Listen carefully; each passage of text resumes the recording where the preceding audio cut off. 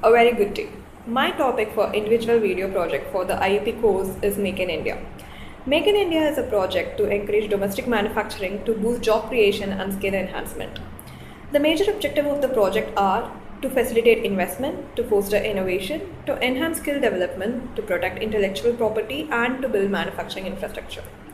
Logo. The Make in India logo is derived from the national emblem of India.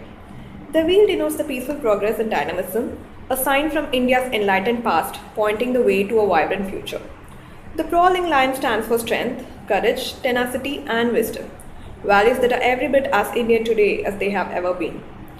Make in India is an invitation to the world top companies to come and set up manufacturing hubs in India. It basically has the motto, sell anywhere in the world but manufacture in India. The focus is mostly on 25 sectors, of which the important ones are the automobiles, automobile components, mining, oil and gas, pharmaceuticals, biotechnology, textile and garments, railways, renewable energy, roads, etc. The major highlights of this project are 5. The first is Invest India Cell, an investor facilitation cell set up by the government, which will act as the first reference point for guiding foreign investors. The second one is the consolidated services and faster security clearances. All central government services are being integrated with an e-bill single window online portal, while states have been advised to introduce self-certification. The third one is dedicated portal for business queries. A dedicated cell has been created to answer queries from Indian entities through newly created web portal.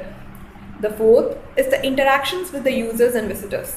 A proactive approach will be deployed to track the visitors for their geographical location, interest, and real-time user behavior. Fifth one is the easing policies and laws. A vast number of defense items have been delicensed and the validity of industrial license have been extended to 3 years.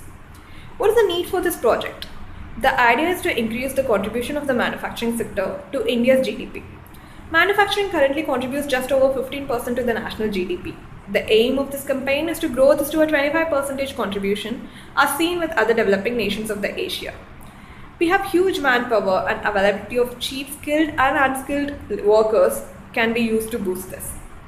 Also, to accommodate the 300 million people who will join India's workforce between 2010 and 2040, each year 10 million jobs are needed to be created. The thrust on the manufacturing sector will create about 100 million jobs by 2022. Some of the advantages of Make in India project. The first is manufacturing sector led growth of nominal and per capita GDP. While India ranks about 7th in terms of nominal GDP, it ranks a dismal 131 in terms of per capita GDP.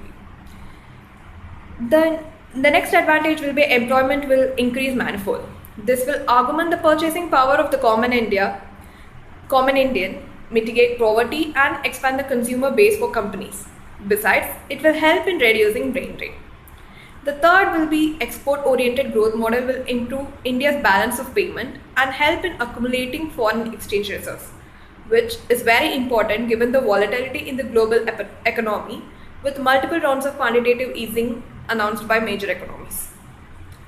The next advantage will be foreign investment will bring technical expertise and creative skills along with foreign capital.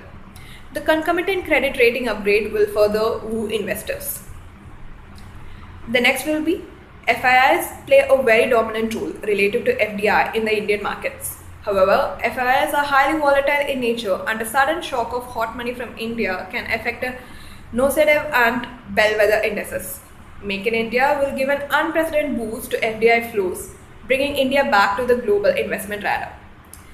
And the next advantage will be the urge to attract investors will actuate substantial policies towards improving the ease of doing business in India. The government of the day will have to keep its house in order by undertaking groundbreaking economic, political and social reforms to market brand India to the world at large. Now coming to some of the disadvantages. From a theoretical perspective, Make in India will tend to violate the theory of comparative advantage. If it is not economically feasible to manufacture a commodity in India, it is best to import the same from a manufacturer who enjoys a comparative advantage in its production. International trade, after all, is welfare argumenting. The next will be reiterating the point made by Dr. Raghuram Rajan. India unlike China, does not have the time advantages as it undertakes a manufacturing spree. The essential question is the world ready for a second China? Then, Make in India will lead to an unsustainable focus on export promotion measures. One such measure is artificially undervaluing the rupee. This will have devastating consequences for the import bill.